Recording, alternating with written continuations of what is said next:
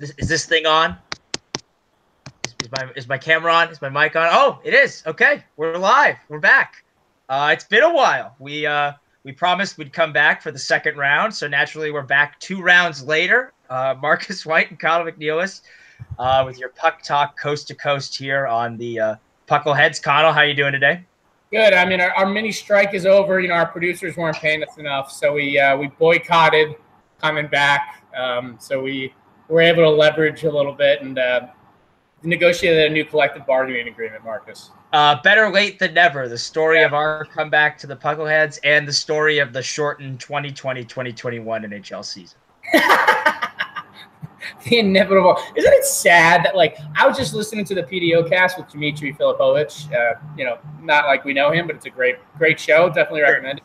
And he was talking to, I forget who his guest was today, but they were talking about the inevitable cap, lockout, with the salary cap issues and all. They're talking about the cap escrow and how it's just great right now, but it's just going to lead to another cap lockout, so the owners can then reduce the salary cap again. Well, the Copper and Blue, the SB Nation Oilers blog, had a great rundown about what escrow is, and it was the first time it ever really made sense to me. So in layman's terms, basically, the owners are entitled to a 50-50 split of revenue, but when they give out their contracts with the salary cap, they're not always giving out 50-50. In some cases, the players are getting more than 50-50. So at the end of the season, the players have to pay basically by the end of the season, the players have to pay a certain amount off their paychecks into escrow. It's almost like filling out like a 1098, like a later season tax report. Yeah. And it's as high as 15, 20%, as much money as these guys are making. That's a pretty sizable dent in what you're making on top of taxes, on top of other things, on top of what you're paying your agent. So can definitely see why this is making this would make players upset. And I think it's naturally going to come to a head because, we've seen it the last 2 lockouts. The owners got a larger share of revenue both times. And just seeing what the trends are in other sports, whenever there's a labor stoppage, the owners are getting a larger share of the revenue, and seeing trends throughout the American and Canadian economies, basically, with the people at the top are getting a larger share, management getting a larger share than labor. So it'll be interesting. We'll see. I'm fascinated to see what happens there. Hopefully we avoid it. I'm not sure how much goodwill there is between the players or the owners because of the World Cup and the failure to go to the Olympics and stuff. But it's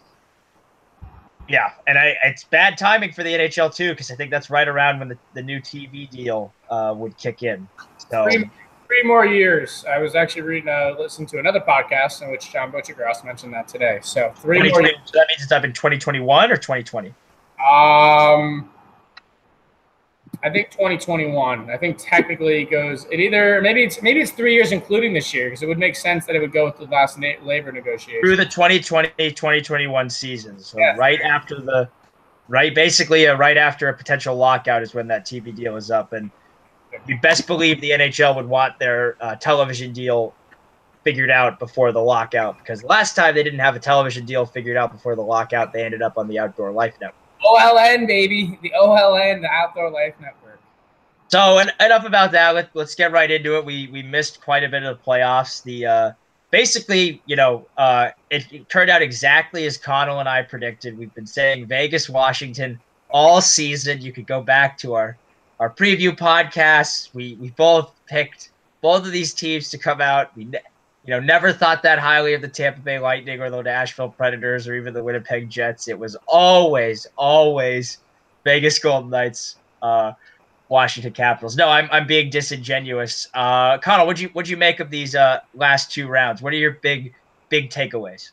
Well, I would like to note that I went 7 for 8 in the first round, and I was riding high. I felt like a goddamn genius. I even felt better when I weighed Columbus in that first round series. And nothing, and I'm thinking to myself, I'm going 8 for 8, baby. I'm gonna win. We were in a bracket with Pucklehead special guest here and there, Cole Zimmerman, and I was like, oh, I'm gonna win myself some money. And then the second round just went to Kapui.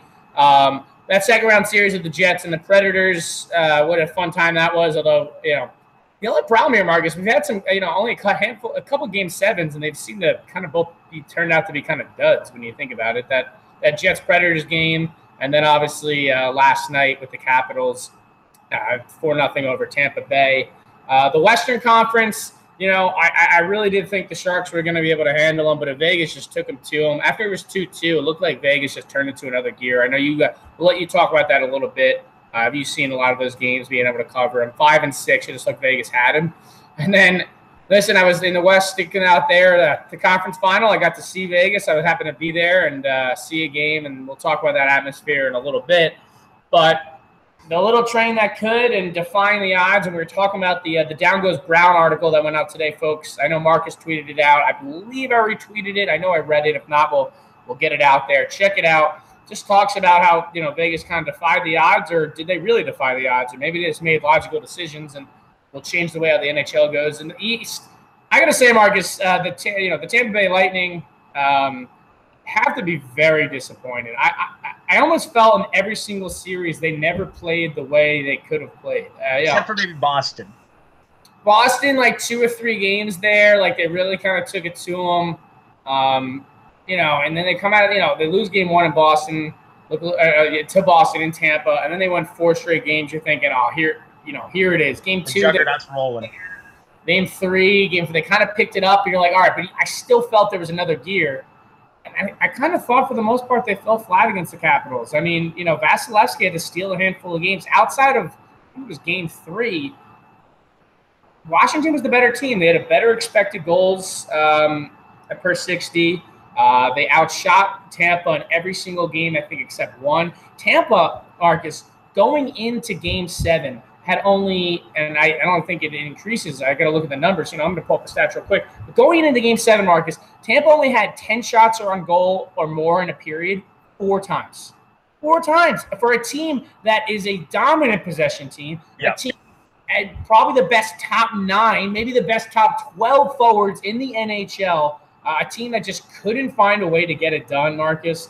I think you have to be disappointed if you're the and I'm going to look at the shot totals real quick here. Sorry. Yeah, no worries. But regardless, disappointed for Tampa. And then Washington. I mean, who would have ever guessed Washington, as we decided, the worst team in the Trotz era, one of the worst teams we've seen in that Bruce Boudreau era where they had all those, Mike Green and Fedorov at the end of his career and Ovechkin when he was young. A couple lull years with Hunter and Oates. But, I mean, easily the worst team that has probably been in the playoffs for Washington, if not maybe one of those Hunter teams. But regardless, who would have thought this is the team that slays the Dragon and gets Ovechkin to the finals? It's been a crazy and I would say the most bizarre playoffs I've ever remembered. Yeah, I think it's finally, the NHL is finally living up to its reputation as a playoffs where anything can happen. We always talk about in the NHL, any team can beat anybody, but since 2012, the same 3 teams have won the Stanley Cup. Exactly. The NHL prides itself on parity. That when you look at the Stanley Cup champions, I mean, even though since the last, the 05-06 lockout, Marcus, it's not a lot. Really, same number as the NBA since 05-06. Detroit's obviously, obviously with Anaheim and Carolina early on, but a couple Detroits. Obviously Pittsburgh's, and then it was Chicago and LA rotating for a while, and Boston mixed in there. And so I think this is, honestly, I think it's great. I think it's fantastic. Yes. I think it's great. I'm all aboard. I think this is a very good thing for the NHL. I wrote about that this week on NBC Sports Bay Area. You guys can find that. Basically writing to Sharks fans saying that the Golden Knights do not deserve your ire. I look, this is a great thing that the Golden Knights are in the Cup final, and it's a great thing that the Capitals are in the Cup final. I think, I think if you had to ask the league what their ideal television matchup for the United States was, if you couldn't have Crosby, this has to be up there in terms of ideal Cup finals. You have the storyline of Ovechkin, and then you have, arguably the greatest story in sports right now. Anecdotally at least, it feels like the NHL, the Stanley Cup final, is getting a lot more attention from places that wouldn't otherwise be covering hockey, even at this time of year. Had it just been, even if it was Nashville, Pittsburgh with Crosby there, this this Vegas thing could potentially take it to another level. And I think it's good. And as we talked about, this is the funniest possible outcome, that this Caps team that we thought nothing of is headed to the Cup final, and this Golden Knights team that we thought even less of headed into the season is also going to the Cup final. You mentioned earlier about Vegas turning it on against the Sharks. That was a 2-2 series after 4 games. I told my coworkers, I'm not sure if I told you, Conall, I may have, but I thought the winner of Game 5 was going to win that series, and Vegas came out and blitzed the Sharks in Game 5. Kick their ass that one. Sharks made it 4-3 after they were down 4-0, but that was a textbook example of score effects. And then in Game 6, being in the building, covering the game at SAP Center, the moment Marchessault scored to go ahead 1-0, I immediately thought to myself, all right, Vegas in the conference final. Sharks hit a couple posts. Vegas, basically Vegas against the Sharks, their kind of strategy was, in the early periods, they took the Sharks' best punch, and the Sharks couldn't finish, and then Vegas would get into the game, and then by the time it was the third period, either the Sharks were chasing the game and couldn't get back in it, or they couldn't get back in it. I think they ended up this year only scoring against Vegas in the third period, they only scored multiple goals in the third period against Vegas this year twice in 6 playoff games and 4 regular season games. And that to me says quite a bit. And it was, and I think the Marchessault line was dominant, outscored the Vlasic pairing, I think 4-0 when they were on the ice together. And, if that's the Shark shutdown pairing, and you get that kind of play from the top line, and you get the kind of goaltending from Marc-Andre Fleury, that's good enough for this team to advance. We saw it against the Jets when they were largely outplayed. But I mean, if the talent disparity between these teams now in the Cup and with the salary cap, and the Down Goes Brown article articulated this way better than I ever have, is that, or at least the traditional notion of it is that, you need elite talent because the salary cap is, driving parity around the league. And he kind of made the counter argument of, Vegas doesn't quite have elite talent. I may quibble with that now. I think what we've seen from Marchessault, obviously William Karlsson's going to regress next season unless he just scores 30% of his shots as opposed to 27. But man, Marchessault is a very good player, and what we're seeing from Riley Smith, that's an elite duo right there. And it remains amazing to me that the Florida Panthers gave them both players, because we talked about Florida and their push down the stretch. If Marchessault and Smith are in Florida, that's probably a solid playoff team, right? They missed the playoffs by 3 points, so I mean, you gotta assume those two can make up. I'd give you an extra almost 10 points between those two guys. Yeah. I mean, I think both of those players are good enough to win you an extra 4 to 6 games between the two of them. Sure. You add in 30, basically both guys in that 40 to 50 point range. If they're putting those points up, I mean, that's if that slides other guys down a little bit in the lineup, let's say they play with Dadonov on the top line. Florida would have been. Florida was already close this year, and with those guys, they're almost certainly over the edge. Yeah. The Knights, they're a good team, and I think they probably were outplayed by Winnipeg. But when you have a goalie playing as well as Marc-Andre Fleury, I think I read the other day he saved 17 goals above average this postseason, and the next closest goalie I think is 10. Ryan Lambert wrote about it earlier this week on Puck Daddy. He basically said it comes down to their top line and the goaltending.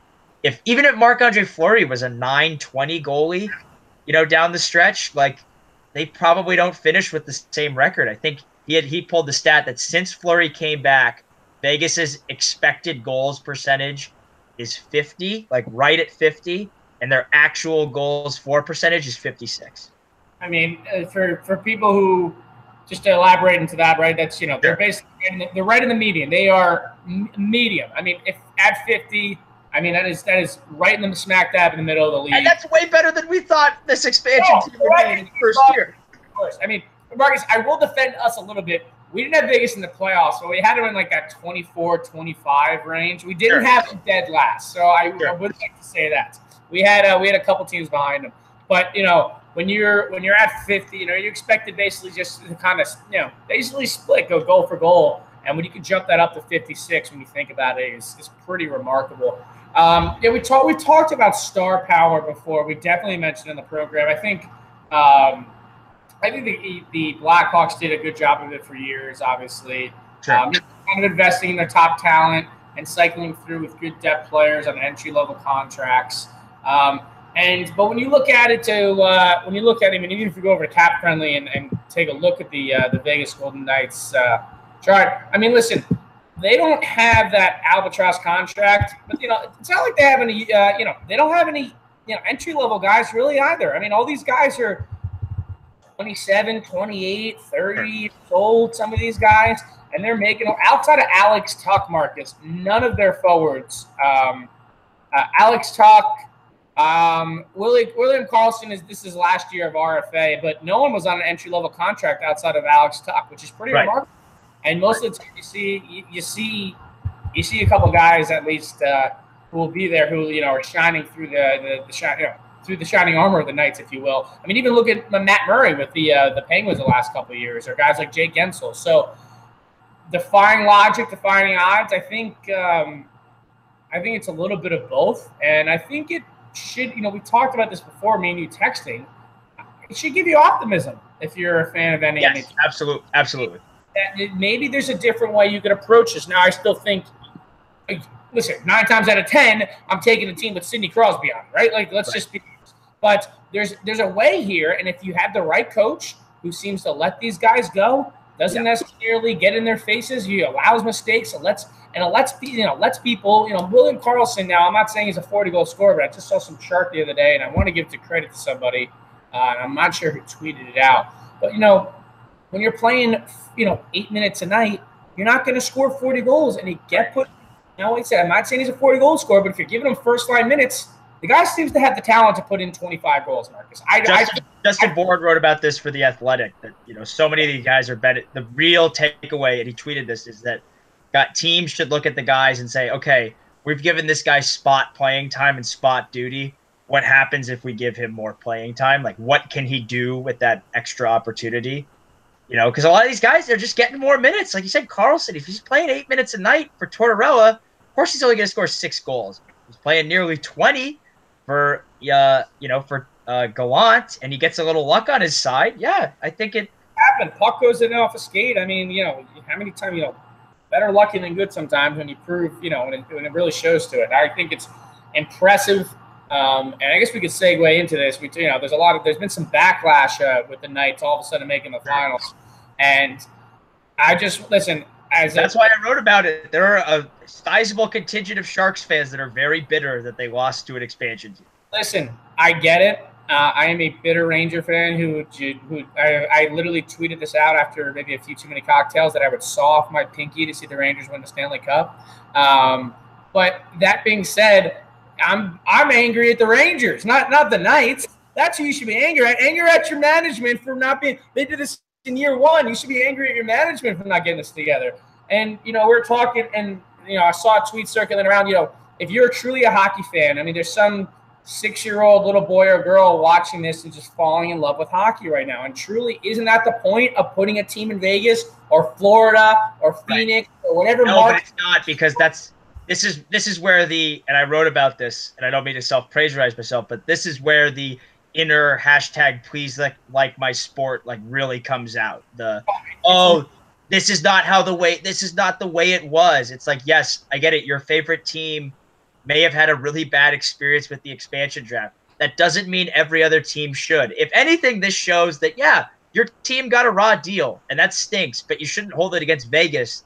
It's kind of a bad analogy, but I liken it to when you have an institution that does things a certain way, whether it's a fraternity or a sports team, and people get hazed, and the guiding justification is basically, oh, it was done to me, so I'm going to do it to other people. That's the same mentality of, oh, we had bad expansion draft rules, so Vegas should have. No, every team should have been competitive. Like, as good of a market as San Jose is, and for a hockey market, or as good as Anaheim has been at times, or Tampa Bay has been, are you telling me they would not have more, like there would not be more of a following if they were better right off the bat? Like, I don't think you could argue against that. Of course there would be, maybe a better tradition, or, the Sharks were abnormal.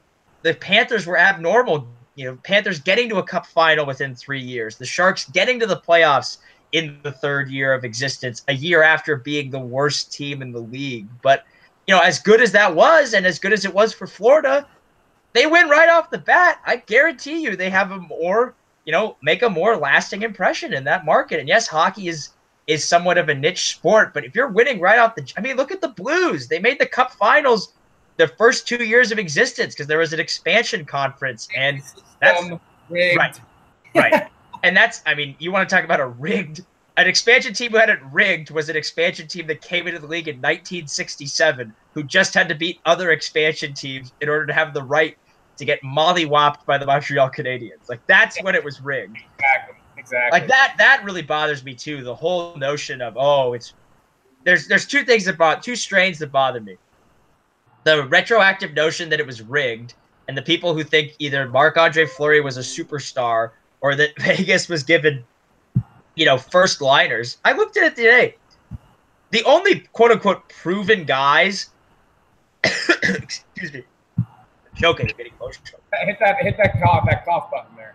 The only proven forwards on that team coming into this year were Riley Smith, Jonathan Marchessault, David Perron, and James Neal. Proven top 6 forwards, I should say. In case you haven't noticed, that's too short of a full top 6, because that's 4. Every defenseman on their team was a third pairing, at most a second pairing defenseman on other rosters. Even Nate Schmidt, as good as he is, even Shea Theodore, as good as he's been, and Colin Miller, who I also really like as player. He was a third pairing defenseman on Boston. Again, that goes back to some of the flawed usage of how they were previously used, for sure. But, give me a break if you think that you looked at that collection of talent and said, oh, yeah, Stanley Cup contender. How'd you guys not see this? And then there's the other people, because I had some guy slide into my mentions, because apparently there's a thing circulating on this Vegas blog, Sin Bin. Shout out to them. They do good work. They had a collage of all the people who said that Vegas was going to be bad earlier in the year. Everybody? So it was six headlines. Dave Lozo on Vice, Barry Pacheski on Deadspin, Newsweek, The Hockey News. There was one more, and then smack dab in the middle of the second row, Marcus White on Fear the Fin. Vegas is going to be bad, but that's good. And so someone slides into my mention saying, hey, can't read the link. Like, why'd you think Vegas was going to be bad? And I was like, the link's still up. I don't know what you're talking about. Then I realized that this person took a screenshot from, that screenshot. And I'm like, oh, my God. They really had to dig to the bottom of the barrel to find a sixth take on why Vegas was going to be bad. And then, I was asked, it was like, oh, well, how did everybody miss this? Like, of course they were going to be better than other expansion teams. It's like, yeah, every other expansion team was garbage. That's like saying that's like saying your pile of compost smells better than your pile of trash. Like, yeah, of course it's going to smell better. It's still going to smell bad. So the revisionist history surrounding this team is already real, and it's going to get even worse if they win the Stanley Cup, because hockey fans cannot allow new hockey fans to have nice things. And I'm saying collectively, not saying all hockey fans individually, but this is how the fans behave. They don't like new things. They don't watch their team once their team's eliminated from the Stanley Cup final, from the playoffs. Just look at the TV ratings. But this is unequivocally, I think, the best thing that's happened to hockey within the last 5 years, if not the last decade. Fantastic. And I tell everybody, I was out in Vegas for my friend's birthday, and we wound up going to the game. Game 3, Vegas scored like a minute. No, I don't even know, 30 seconds, 40 seconds into that game. I did that in Game 4 too, so it doesn't really matter. But the crowd was electric. I tweeted out, I said it was the second best atmosphere I've ever experienced. I think it was the third. The only other two that could possibly top it, and I don't include outdoor games because those are their own spectacles, but Game 6 of the 2014 Cup, seeing the Rangers go to the Stanley Cup, And then I always say my favorite game was Marty St. Louis on Mother's Day. There was just like a nice, that was different. It was incredible. And I think one of the best parts about it, Marcus, was the fact that they were a new team. And the fans were just so happy that they were there and they were having fun. And there was a bunch of Winnipeg fans there. But it was, it was kind of great, Marcus, in the sense that they were new because they don't really have a true rival yet. I mean, you have to establish that. So, frankly, no one was an asshole. I mean, it was nice. And it was like, this is so fun, isn't it? I'm talking to this kid in front of me from Detroit who relocated there. These guys next to me from Vancouver who were just visiting. They were talking about how exciting it is. I talked about it with a mom who had season tickets with 2 kids right there. It was awesome. It was electric. Also, the MC there, the music's bumping always. And it's like every single stoppage is just like someone yelling like "get loud" and "get pumped," and the people like never. It was almost like, I mean, it felt like I was at a college basketball game, like relating it to Syracuse. That's a great.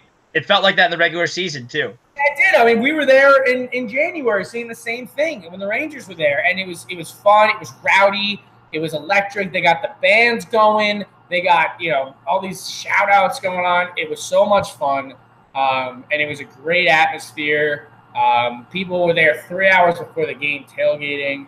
I mean, it just truly blows my mind how you could be upset about this. You could be upset with your team, not. But of course, are you really surprised though? Given what we've seen, because hockey fans, hockey fans are the worst. It's please like my sport. I mean, I broke up. I was sitting. So when we were at that game in January, I think I told the story. I mean, there people, these Ranger fans, like trying to start a fight, like, yeah, how long have you been a fan for? And I'm like, do you realize your logic here? I mean, do you realize you wouldn't be on this vacation in Vegas right now if it wasn't for these teams? And I'm like, you got to start somewhere. Like, they've also, quote unquote, suffered a little bit as they haven't had a professional sports team for years. Like, come on, man. They've waited. Like they've waited to have a pro sports team. Like it's not like they put a team in, Seattle and they're winning right away. This place has been starved for professional sports. Despite the fact having a relatively decent population and a huge tourist attraction for nearly 100 years at this point, 75, 80 years, some of these casinos have been there. People from around the world going there. And there's always been this speculation with gambling and all that stuff. And although now legalizing New Jersey, what up? Shout out Monmouth Park. It's mind blowing to me. It's mind blowing to me how people could think that way, but it's not. It makes sense because of the way hockey people act. And if you truly care about hockey and true about like inviting new people to the sport and seeing someone else have that experience to fall in love with that team, then why wouldn't you do it? If you want the game to grow, this is the best. This is the best. Put it on Xbox. I texted this to you, and this is weird, but I always think about this. I say one of my rationales to get over tough losses in my life with the Rangers, or the Mets, or the Giants is I just think there's a bizarro Conall somewhere. I thought about this during the World Series in 2015. I'm like, well, I hope Kansas City Conall is happy. There's some kid who waited. There's somebody who's at that point a 21-year-old who's waited his whole life to see the Royals be good. They're finally good. They finally won a World Series. So I hope for his sake he's happy because I'm miserable. So maybe one day it'll be the opposite. I mean, as a coach, a player, a fan, like, be happy. This is great. This is great. You mentioned that you don't have a rival, and this could be biased just because I was covering the series and watching it a lot. There was legitimate animosity between San Jose and Vegas, and I think of any of the teams, because I think Winnipeg, it's just hard when they're out of your division. Of any of the teams in the Pacific next year, I would say Sharks Golden Knights would be if there's going to be a rivalry, that would be the one. But I still think they're going to be too new, and at that point, if they win, everyone's going to hate them. Everyone may not hate Washington if they win their first Stanley Cup. So I think we should talk about the Caps. We mentioned repeatedly, and it is worth mentioning again. This is, I think it's even though they're in the Cup final, this is the worst Capitals team on paper in the Barry Trotz era. Maybe the best coach Trotz team because they outplayed Pittsburgh. we alluded to it at the top of the show. The biggest shock is that they outplayed Tampa Bay, and I kind of also want to get in this as well with Tampa Bay. There's a really good chance we're going to look on this Tampa Bay era as one of like disappointment and a major missed opportunity. Potentially, real quick before I get into Tampa Bay, I will just admit it. Old takes exposed. I would like to remind everybody that I said if the Washington Capitals could have won the Stanley Cup last year, that they should quote unquote fold the franchise. We stood by it. We stood by it. They should have just folded. And you know what? The funny thing is, Capitals ownership and management literally went into this year saying it's kind of a rebuild. Like, we went for it and we blew it. So that's the funniest part about the whole thing. And we didn't think they were. I don't think we thought they were going to miss the playoffs. We still thought that they were a playoff team. I had them. I think I still had Pittsburgh winning the division. I had them in second in the division. I mean, I thought they were in the playoffs, but like, you know, it was just they just become the running joke. They're like, hey, Caps in the playoffs again. You're gonna lose to Pittsburgh. It's funny because both teams, you know, the Caps admitted they took a step forward, and then Bill Foley was like, "Oh yeah, we hope to be in the playoffs within 6 years." Like, he said that the day of the expansion draft. He's like, "Oh, we want to be in the playoffs within 3 years, win a cup within 6." Like, they said that, and it's amazing. You know, and this Caps team, I think it. Even more, it's not Ovi doing anything different. I mean, he may be playing a little better statistically, but the guy's been a playoff performer his whole career. I think the real difference here is that he's getting the complementary performances that he hasn't always gotten. You know, Nick Backstrom has not drawn as much criticism as Ovechkin in past years, but, you know, he's a guy who maybe – I don't think anyone really – I don't think he deserved it, but maybe deserved it more than Ovechkin. He's been good even since he came back. Kuznetsov's been awesome. You know, surprisingly, Tom Wilson is still a fit on that top line. And they – you know, Burakovsky's scratched for most of the series. He scores 2 goals in Game 7. It's cliched, but they're getting the depth contributions that you need in order to win a Stanley Cup.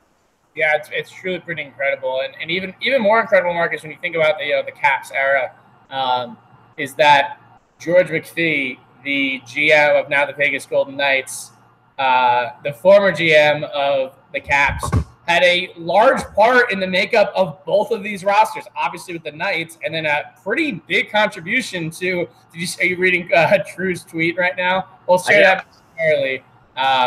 But a pretty big part into both rosters. So it's pretty impressive. Marcus, do you want to read Drew's tweet? Would you like me to? Drew Paisley, PF Nasty. I think you should do the honors and read it. Yeah. Drew with Drew asked the hard-hitting questions. And it's an off-topic hard hitter because he's replying to a tweet I wrote plugging my piece on the Sharks off-season outlook. But anyway. Pretty much, Drew would like to know, why didn't Mike Richards, Jeff Carter, and Jarrett Stoll all sign with Vegas? For those who don't know, all three, at least some accused. Be careful here. I know. I know Stoll was actually accused, or he had it. Richards and Carter, I'm not sure. I think there's just been like reports. So no accusing of anybody. Right.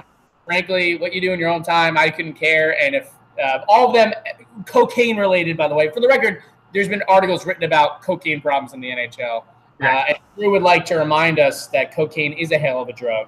And he asked, why didn't they all sign with Vegas? I simply replied with, they never made it out of the casino, which happens. I was in the Flamingo at 5:30 in the morning in Vegas. So if any franchise, though, is going to revitalize Jarrett Stoll and Mike Richards' NHL careers if they come back, like the Golden Knights could sign anybody, and I'll be like, oh yeah, that's good. They're gonna make that work. Yeah, they'll make it work. They make everything else work. Back to the Caps, Mike Richards' other former team. People forget he was a Washington Capital. Actually, forgot about that. This Caps team, I think, it's very interesting. They're getting good goaltending. Holtby's been awesome since he came back. I think you're really seeing two starters who have benefited from time off this year in the Cup final. I think Fleury, it's a concussion. It's scary, but just not having the wear and tear on his legs and, the travel. 47 games, I want to say. 45 starts, I think. 46, yeah, right there, yeah. And Holtby, I think, ended up starting probably closer to like 50, but I think that helped, especially with Fleury, who's now 33, carried a lot of weight as a starter previously. I think really the last 2 years of him being the defined backup in Pittsburgh last year, and then this year having, I think that's really helped him. I can only say that anecdotally, of course, but just thinking his age and he looks fresh. This is, this is the best he's ever played. Ryan Lambert wrote about it this week. This is the best 58 game or whatever stretch of his career, and it's not close. I would like to chime in for Marcus earlier, people saying like unfair and stuff.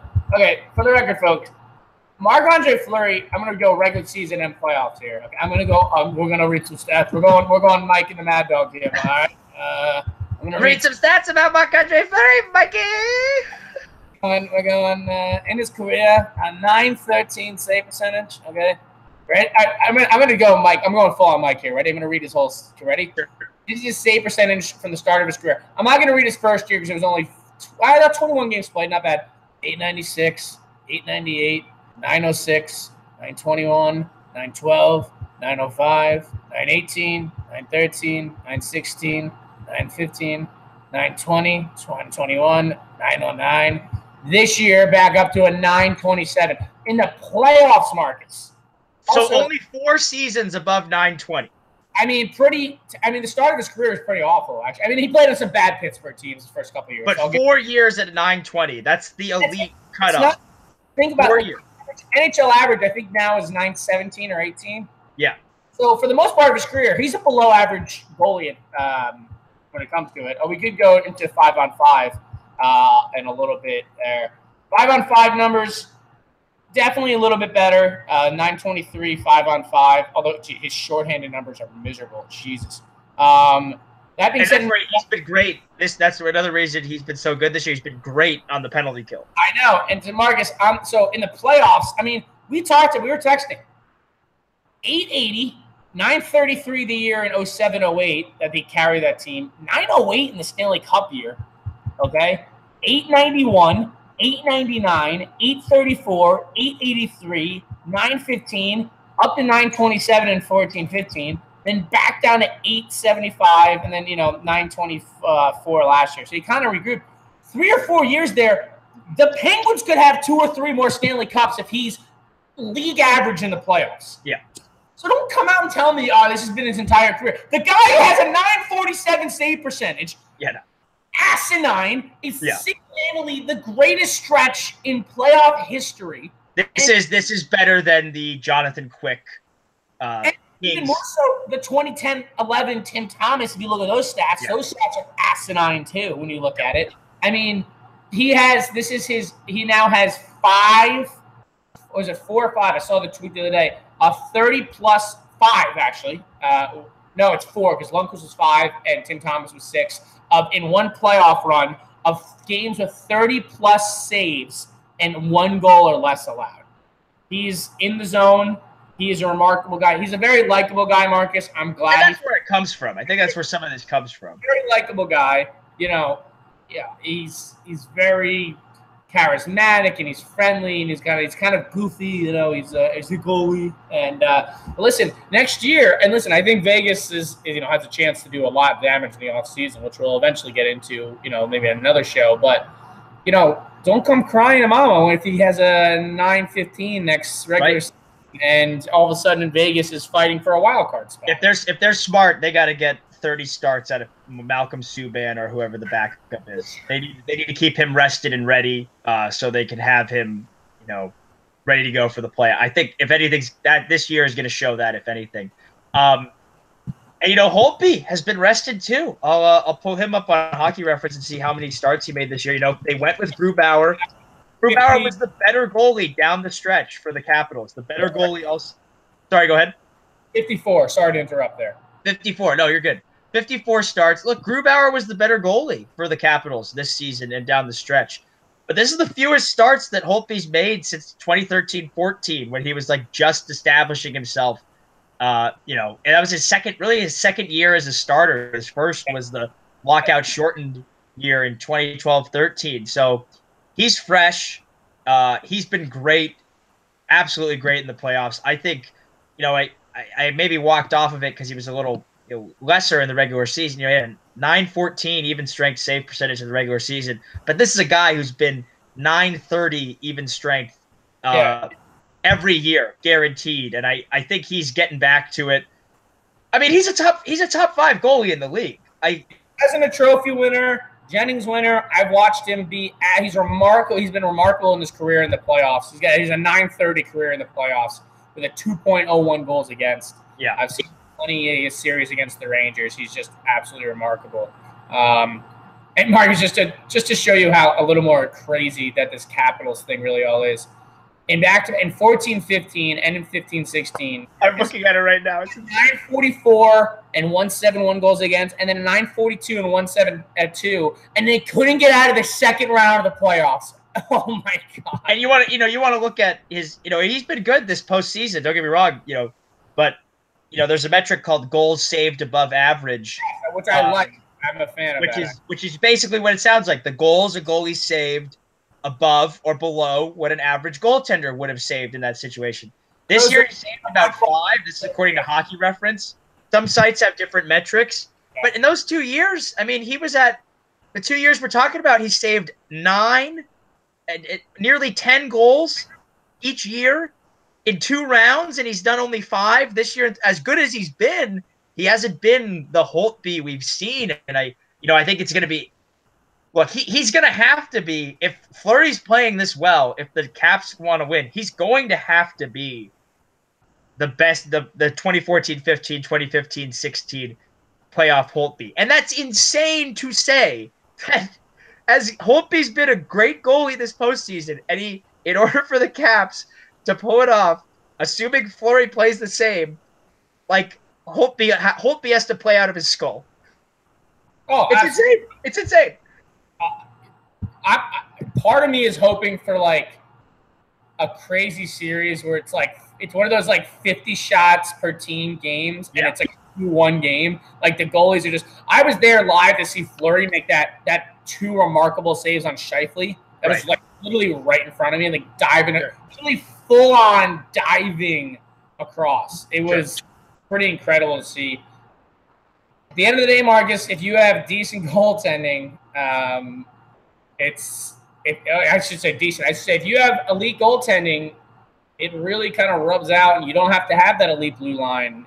Both teams, which blue line, we talked about the Capitals not having the blue line they had, and then Vegas. I was going to say they're both they're both kind of following the Pittsburgh model almost. The Caps with Carlson as the clear number 1, probably not as good as Letang, but maybe they have a little bit better depth behind him than the Pens have behind Letang, and the Knights following the Pens from last year without a clear-cut number 1. But, I mean, maybe they don't have a clear-cut number 1, but I struggle to find a better 2, 3, 4 than Shea Theodore, Nate Schmidt, and Colin Miller in whatever order you want to pick, you want to put those guys. Like, those guys can all skate, they can all move the puck, and they're all very young. Like, I think we talked about it before the season. I liked their blue line the best out of all the moves they made. I thought, other than getting Marchessault and Smith for a penny, we liked their blue line, and it's very. I'm curious to see how this Cup final affects teams moving forward. If teams are going to say, hey, maybe we don't need an elite blue liner. We just need to stock it with guys that can all skate and guys that can all move the puck that are all going to chip in. Yeah, absolutely. I mean. And Derek Englund. Yes. I mean, to Derek Englund's credit, he's actually, he's been fine. Fine. Realistically, what the Knights have, they don't have a 1. They might have a 2 in Nate Schmidt, the way he's kind of developed into it. Theodore's definitely a 3. Yeah, Theodore's a 3. But outside of that, it's pretty much 3, 4s, and 5s. So they might not have a 1, but they don't have a 6 or a 7th there either. You know what I mean? So that's kind of counteracts to each other. Good on them. Good on both teams. I think it's great. I guess we'll get into it here, Marcus. Predictions. I mean, it's not worth predicting because we've just been so wrong about everything. I think Vegas has to be the favorite, though, because of how well Fleury's playing. But if he starts to slip, even that's around, even if it's just a slip to 920, 930, That's your. I think it's going to be a close series. I'm going to say Knights in 7. Yeah, you know what? I'm going to say Knights in 7 too. I think both crowds are going to be so raucous for different reasons. Yeah. The Knights just because they're like, what the hell are we doing here? And the Caps will be asking the same question. Also saying, what the hell are we doing here? They're finally here. I think it's going to be a great series. I think it's good for hockey with both parties there. Ovechkin and Backstrom, especially, two guys who have just been there for the long haul, finally getting there. I'll take Vegas. Vegas in 7 makes sense to me. I also just want to chime in real quick.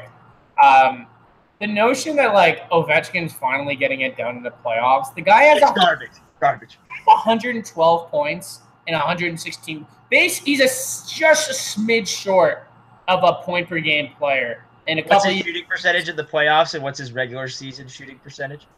Shooting percentage 11% in the playoffs, and regular season is 12.4. So a percentage, basically a percentage and a half lower, just about. So listen, he gets bad bounces. I'm sure he's been injured. There's always been a lot of pressure on him, but.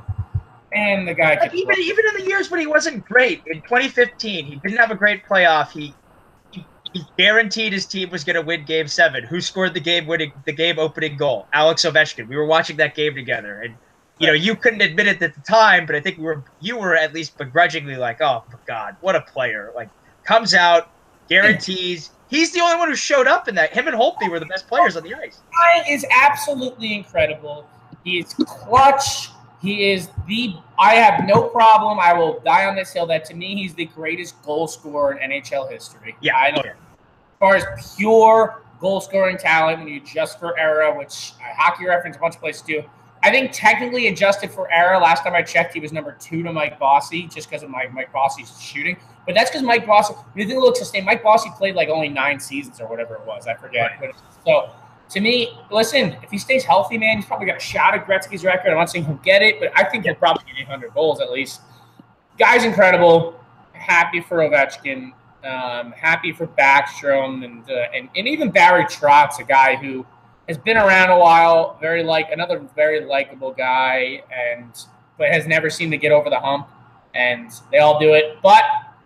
Just because it's the ultimate troll job, Ovechkin and the Caps finally get to the finals and lose to the expansion Golden Knights. Yeah, be wary of any of those takes that say he's reached another level. The guy is shooting he's converted on 15% of his chances, his shots this postseason, which is well within Ovechkin's range. That's a career high. So anytime someone says they're quote unquote raising a game to a new level, chances are it's a shooting percentage spike. I mean, listen, sometimes puck luck, man, it's a bizarre world. Like, sometimes you're just feeling it. And sometimes you take a shot and it goes in off a shin pad. And sometimes you have 3 breakaways. You hit each post in a crossbar and you lose the game. I mean, we use analytics, Marcus, in this world and with the hockey world, but at the same time, it is one of the maybe the hardest sport to predict when it comes to all that. Absolutely. There's variance, baby. Even games, variance, Golden Knights. That's it. I like that. Even last night in Game 7, it's a 1-0 game in the second period, and Hedman winds up for a slap shot. It hits the skate. I think Beagle goes off the post. I mean, if that goes in, it's a 1-1 game, and who knows what the hell happens. Right. So, yeah, I'm going to go with you. I guess we picked against them all year, so we might as well pick for them now. I mean, yeah.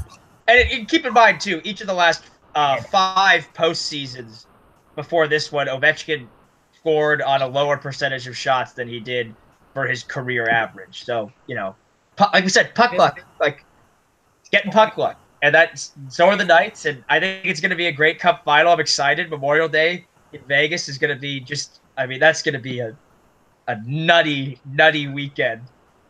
It was crazy in the middle of the week when I was there. I can't even imagine what Memorial Day weekend's going to be like.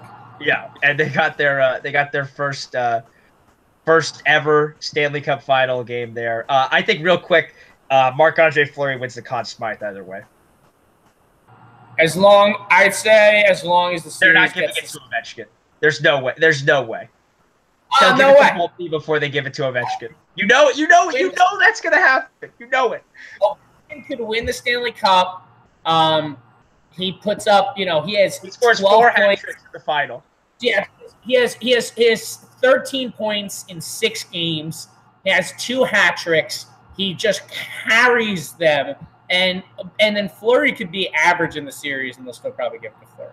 Yeah, no, I mean, like, it's fine. Fleury's definitely the favorite right now, but Ovechkin's got to be right behind him. For me, it's Fleury. Agreed, but you just have to know that when push comes to shove, they will not give Alex Ovechkin the. Into the smiling French Canadian. That's it. That's good. Instead of the Russian. Crosby won in 2015-16 when it should have been Kessel. Similar reputation to Ovechkin. Last year, Crosby was probably better and more deserving, but you still could have made the case for Malkin. Russian didn't get it. I'm just saying. Biases. We're more likely to get a Vegas losing Conn Smythe than we are Washington losing Conn Smythe. Oh, 100%. If Vegas wins, it's absolutely going to Fleury. And if Vegas loses, it's absolutely going to Fleury. That big regret from when we went to Vegas is now just not putting like $20. I'm an idiot. I don't know why the hell I didn't do it. I thought about that today. I know a guy, one of my assistant coaches this past year with for the Generals, Mike Leantonio, one of my teams I coach. And he, at the beginning of the year, he had Vegas at 500-1. And he put $100 on it, so he's sitting on $50,000 right now. Wow! Oh my God! Like I think the 500-1 was only before the regular season draft. After that, it dropped to a measly 250-1. So, okay, nice. Yeah, so I'm pretty confident he has 500-1. Hell, even if he had freaking 250-1, I think he'd still be pretty happy. And as great a story as this is, real quick, do you hedge that? How do you hedge that? What hedging means is basically so you could ride. I know what it means, but how do you hedge it for? You're not going to win anywhere near the. So you put some money on the Caps. Yeah, like basically, yeah, you play it safe and but when the odds are that big, you're still probably going to get $10,000 maybe compared to say it's 500-1. You hedge it, you put some. Basically, be like, do you take 10,000 before the series or do you hold out for the 50,000? Or let's go a little higher. Let's say 20. Wow. Let's say 20,000. You take 27,000 right now, or do you hold out to turn that 100? Listen, you're turning 100 either to 20,000 or 50,000. Your choice. We'll say it's 20,000. God, that's tough, right? It's tough. That's so hard. To be completely honest, I probably would have hedged the bet after they got to the conference final. Because I think you do, but I think if you don't, it's okay because you should not look at it as, oh man, I could have had $20,000. You look at it as I only put down $100 on a bet. That's all you didn't lose $20,100. You just lost $100. So yeah, I'd let it ride. I'd let it ride on Vegas. Oh, let it ride. Let it ride. No, I probably would hedge. I'd probably hedge. But if I didn't, I wouldn't be mad at myself. Yeah, call me soft, call me a baby. I probably would hedge too. Yeah. Although I'm a degenerate when it comes to anything competition based, so I'd be like, we can do it. Let's go. Yeah. Right. I'd be sitting there in my Marc-Andre Fleury jersey. I think we should transition then and talk about some of the early off-season news we've seen. Today we could start with it because it was today. Well, both of them were announced today, I think. Let's start though with the news from the West Coast. The San Jose Sharks re-signing Evander Kane to a 7-year deal, reportedly worth $49 million, and contains a $12 million signing bonus spread throughout the 7 years of that contract. Excuse me. He said he was going to test the open market, and on his conference call today, he said the Sharks made it clear they wanted him back, and they wanted to make sure he wouldn't test the open market. He was looking for a chance to win, good place to live, and good. I think it was good place to live, and good chance to win, and fun place to play. I think were the three, and San Jose checked all the boxes for him. There was a lot written by some writers out here that Sharks paid a steep price, but it was one they had to pay. Because there really isn't a player like Kane available in free agency, and I think I'm definitely sympathetic to that argument for sure. Because I think he does play a unique style, and he was a fit here in San Jose. But at the same time, they're investing $49 million in a guy after he played, 26 games. Yeah, 26 games for them. They had 10 playoff games. He was suspended for one. He played 17 down the stretch. This is a guy who's never played 82 games in a season. A guy who's only once scored 30 goals, although he's hit 25 over each of the last 3 years. He's, I think, 12th among 13th among forwards over the last 3 years in even strength goals, 5-on-5 goals. That carries value in the league for sure. That's a valuable trait. One of the better expected goals forwards as well. But, if you're the Sharks, I think you got to worry. You got Kane, who's never played 82 games, signed for 7 years. You got Vlasic and Burns signed for a combined $15 million for at least the next 7 years, and then Vlasic 1 year beyond that, or maybe 2 years beyond that. I'm not. I have to go back and do the math. But Burns is going to be 40 when his contract's up. Vlasic will be 39.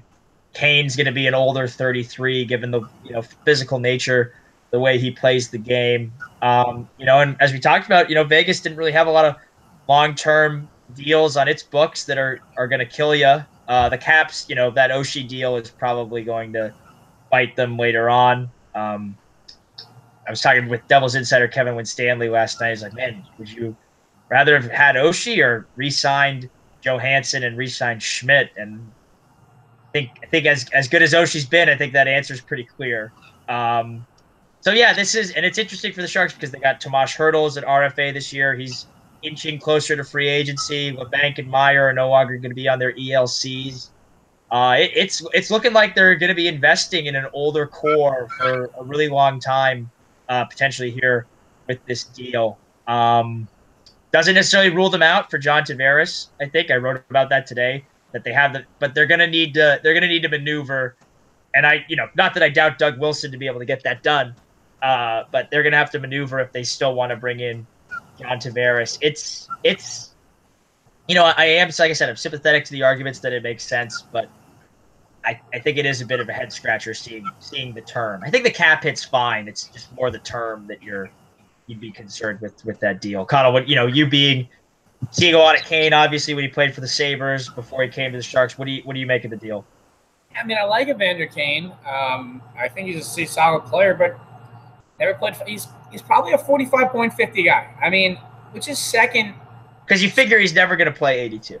Nah, I mean, it's tough. I mean, not a lot of guys do, and things happen, and all sickness, injury, plenty of things can happen. But $7 million a year for a guy at 45 points a year, 50 points a year. I mean, if you're going to play 7 a year, I think you definitely would want a little bit more out of that player, probably closer to that 60-point range. 26 years old. Still young, but even when you look at it, I mean, we know Vegas has been an outlier, obviously, but overall, a lot of consensus about goal scoring is that your prime years in those early 20s, basically 22 to 25-ish, around there. And who's to say a full season? He was great in San Jose, maybe playing with Pavelski, and then if Jumbo comes back. And listen, if I think the real test of tail here is if John Tavares comes in, that could certainly spring shot the Sharks in Stanley Cup contenders, but at the same time, this is an older core. They do have some, a lot of UFAs and RFAs that are coming off the books. Joe Ward's gone, Eric Fair, guys like that, Yannick Hansen. But at the same time, they have a lot of money invested in their top two on the blue line. Both of those guys are north of 31, 32 years old there. A lot of money invested in a guy who is, I don't want to call him a disappointment, Marcus, but this is his third team he's played, and he's 26 years old. He was a number 2 overall pick, I want to say. Number 4. He was a top 5 pick. Number 4 overall in 2009 by the then Atlanta Thrashers. Obviously had some off-the-ice issues. A lot to take in there. Modified no-trade clause, it looks like in the initial reports. I don't hate the deal, Marcus. There's plenty of deals to get worse. It's not like he's 29 and getting this deal. Short-term investment. And a guy like Kane, if he really bet on himself, we talked about, 4 years, $32 million, $8 million a year. He would have been 30, and if he had been able to play out of that contract, then he probably could have gotten one more 5-6 year deal out of that. And about to extend it. And now when he's 33 and that contract's up, unless he's thriving, that's going to be probably the real downside of his career. It actually could hurt his longevity as far as making money as a professional hockey player. Not a terrible deal. Not a great deal. I mean, it's at a scale of 10, I think it's right around like a 5 or a 6. You know what I mean? Right? 5.5 and 10, maybe something like that. Above average. You could have done a lot worse. But I think on a team that's really you're not exactly positive the direction they're going to go, especially if they swing and miss on a couple of these guys. You wonder how effective he's going to be in an 82-game season. He hasn't shown anything that's going to be electric. Yeah, and I think he's a good player for sure, and I think he was a fit here. I just he shot at a bit higher of a shooting percentage, right around 11 when he came to San Jose. His career average is around 9.1. He is, like you said, we were saying he's a good player, and I think he's going to help the Sharks for sure. It's a matter of, man, how well is that deal going to age necessarily, and I'm not sure that it'll. I just had to go back in and pick something on something I saw real quick, just an email. So I got briefly distracted while I was talking. But as I was saying, he's a good player and he's a good scorer. I just think if you're back, some of the way he's been written, I think I saw one piece say that he's going to be a lock to score 25 goals over the life of the contract per year over the life of the contract. And this is the first time. This year was the first time in his career he's had 2 straight 25-goal years and 3 straight 20-goal years. He's never played more than 75 games until this year. He plays that physical style. He, has a poor penalty differential. Got suspended during the postseason for a penalty he took. The Sharks won. I just, I think it's a deal. If you're a Sharks fan, you'd feel a lot better with if they also sign John Tavares and you say, okay, you know what? Yes, they're an aging core, but if we're gonna pay for guys to age, you could probably do worse than paying for some of those guys to age. But I don't know if it's gonna get. It almost sounds like that the Sharks are banking on him raising his game, and it feels like we may have already seen the best of Evander Kane. Yeah, it's almost like this is like a long-term deal you might give to a 23-year-old who maybe had 2 40-point seasons, and you're like, all right, listen, this guy could turn into a 60-point guy in his next 3 years. This is going to be a great deal. He's never hit 60 in his career. He's at 54. It's 57, I believe, is his high in 1 year. He was a 20-year-old with the Jets.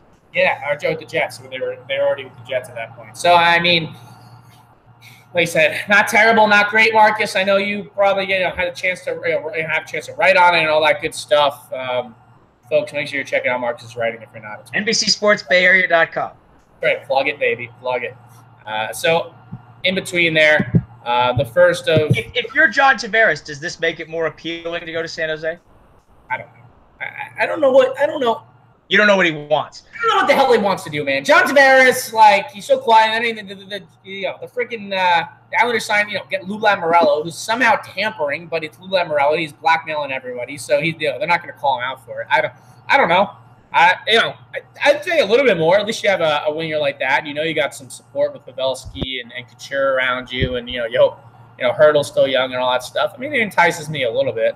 I think it is a good signal that they are willing to spend on free agents, and I think if you are a free agent, you can see, okay, San Jose is willing to pony up a bit. Not that they weren't previously, but I wrote about this. This is only the 4th deal longer than 5 years that Doug Wilson's ever signed, and 3 of them have come in the last year and a half. I will say that if I'm Tavares, I still rather go to St. Louis because I'd rather play with Vladimir Tarasenko. That's that, and they got so much money, and with Pietrangelo and Parenko on the back end, it will serve his team. I think St. Louis could quietly do some damage here. I would have thought Carolina before the new owner took it. Carolina, I mean, whatever. Good. They're going to trade everybody. Good. You want character? You need another stall down there. Mark is ready to go. I'll drive.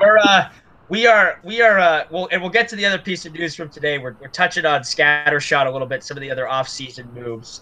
You mentioned Lamoriello. He leaves Toronto. They hire Kyle Dubas as the GM. Kyle Dubas, as far as I know, is the only NHL GM that's liked one of my tweets.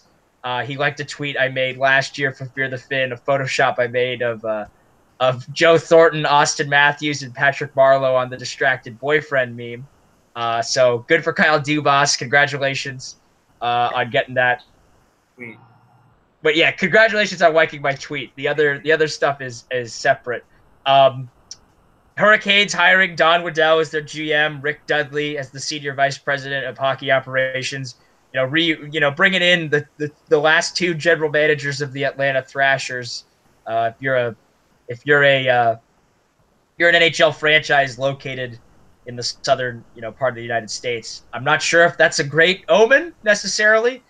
They hired Rod Brindamore, the old coach of the Carolina Hurricanes, Bill Peters in Calgary.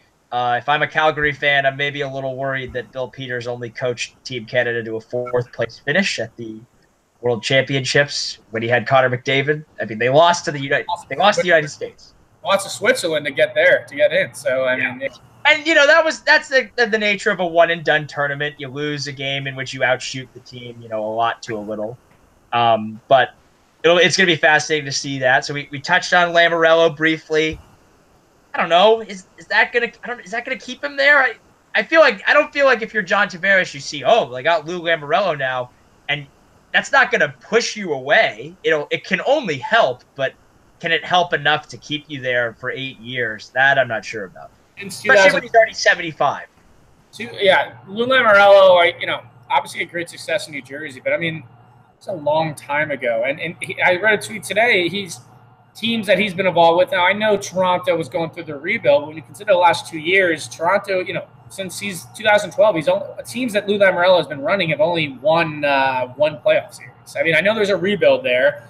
I mean, you look at a lot of those guys were, some of that core. I mean, obviously he brought in some of the younger guys, but some of the contracts he would be willing to give out. I mean, I don't know. To me, it doesn't do anything. I think Lamoriello is a hockey guy, an old school guy, and I don't know if that's really to benefit the Islanders at this point in his career. If this was 2002, sure, but it's not. It's a long time ago. I think he's certainly an upgrade over Garth Snow, and I think his pedigree is going to help. I just, I'm not sure if it's enough in this case. Still a lot of brush around the fire there in the Islanders.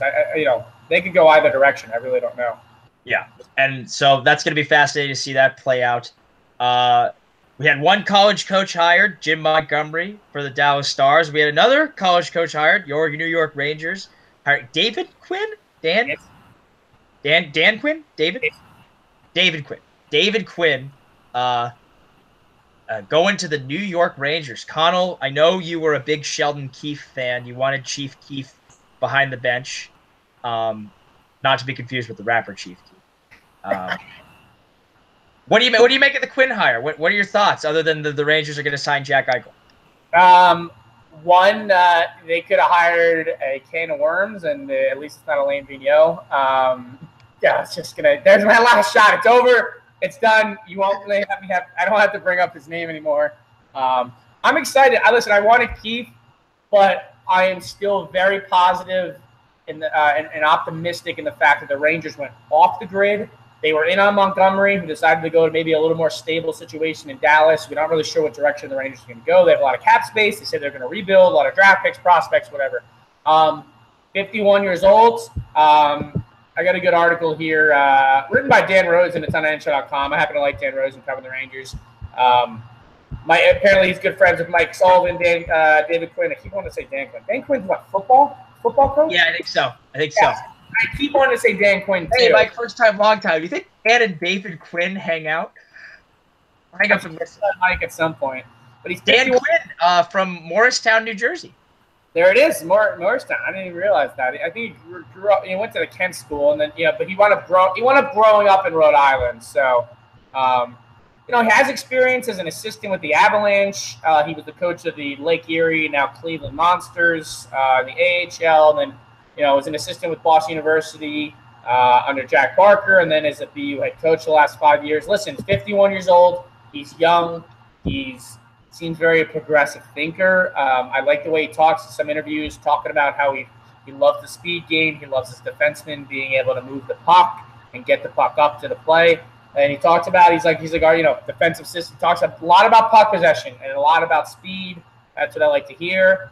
He's coached in college for a few years here, and he has a lot of experience with younger players, even in the American League, and he coached in I think the USHL as well. I'm all about it. It's all about youth in today's NHL. Everything he said is positive as far as I'm concerned, and like anybody jumping down the throats, I mean, the guy hasn't done anything yet. Like you got to give him some time here. At least got to give him 2 or 3 years to settle in. Seems like he's going to give everyone, a clean slate, so to speak. And I think a lot has to do. I'm glad they got their coach before the draft. I think that would have been kind of iffy had they not done so. So I understand the key thing with the Marlies. And of course, there's never a positive. The Maple Leafs have to allow them to speak to him. I would have hoped they would with Babcock behind the bench. But at the end of the day, I'm very optimistic. I'm happy. And also, the Rangers now have the best-looking head coach in the NHL and the best-looking goalie. Because he's a good-looking dude. Well-dressed. I like the hair. Very stern, but I like it. Good-looking dude. You look good. You feel good. You play good. Or in this case, maybe coach good. Coach well. I'm excited. I know Montgomery is another guy. Marcus, we've seen a trend here in the last couple of years with Haskell and Philly. Now we have Montgomery going to Dallas, and now David Quinn going to New York Rangers.